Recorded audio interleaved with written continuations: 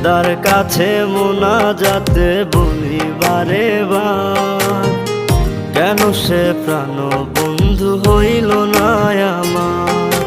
খোদার কাছে মোনাজাতে বলি বারে বার, কেন সে প্রাণ বন্ধু হইল না আমার।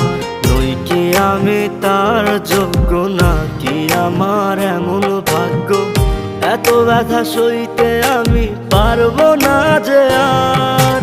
খোদার কাছে মোনাজাতে বলি বারে বার, কেন সে প্রাণ বন্ধু হইল না আমার।